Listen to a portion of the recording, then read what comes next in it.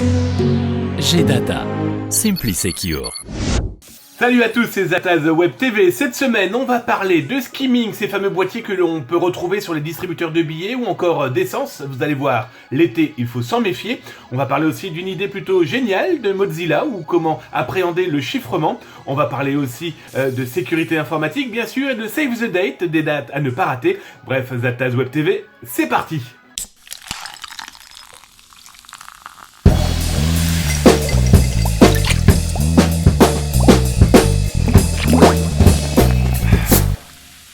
Allez, cette semaine, on va parler de skimming. Vous savez, ces petits boîtiers qui peuvent se cacher sur les distributeurs de billets, mais aussi les distributeurs d'essence, les pompes à essence, ou alors, dans tous les cas, les machines qui reçoivent votre carte bleue. Et pendant les vacances, faites attention, on est beaucoup moins regardant sur les machines qui reçoivent nos cartes bancaires. Et comme vous pouvez le voir en ce moment, c'est une vidéo qu'on a trouvée sur YouTube. Ça vient de Vienne. C'est un internaute qui a découvert, tout simplement en mettant sa carte bleue, un nouveau lecteur de carte bleue pirate.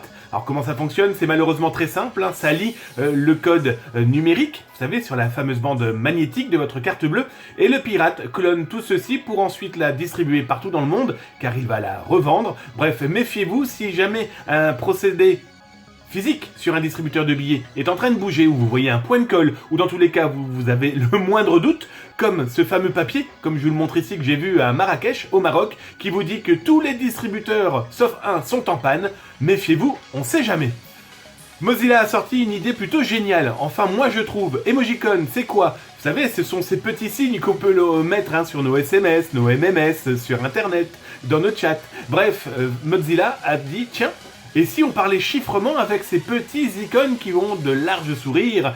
Comment? C'est simple. Comme je vous le montre en ce moment, ils ont mis en place un système qui permet de comprendre que, avec ce genre de signes, on peut faire du chiffrement. Alors bien sûr, ceci n'est pas fait pour sécuriser vos conversations sensibles, mais ça met déjà un petit doigt sur le moyen de se sécuriser avec le chiffrement. Je vous conseille de tester, vous allez voir, c'est plutôt une excellente idée. Je finirai avec le ransomware. Alors on en a parlé depuis des semaines et des semaines de ce fameux ransomware. Vous savez, ces mails qu'on reçoit et qui, si on clique dessus, surtout quand on n'est pas sûr de sa provenance et surtout de la pièce jointe, chiffrent l'intégralité de votre disque dur. Depuis quelques jours, et pourtant nous ne sommes qu'en plein milieu d'été, beaucoup, mais alors quand je dis beaucoup, c'est plus d'une centaine de personnes m'ont contacté en me disant on a un petit problème, notre disque dur vient d'être chiffré par un ransomware. Pitié, faites attention, il y en a de plus en plus malins, dont par exemple Zepto, c'est un petit frère de Lopki et compagnie. Son problème, c'est que celui-ci est plutôt vicieux. Je vous explique pourquoi. On n'est pas obligé de cliquer dessus. Il peut se mettre en place à partir de Outlook, si on a décidé de faire une prévisualisation des documents.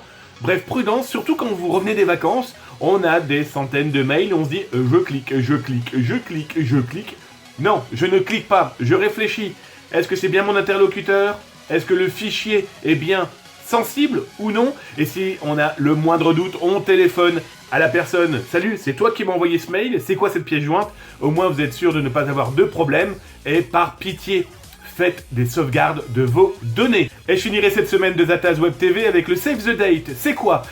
Ça se déroulera du 12 octobre 2016 au 29 janvier 2017.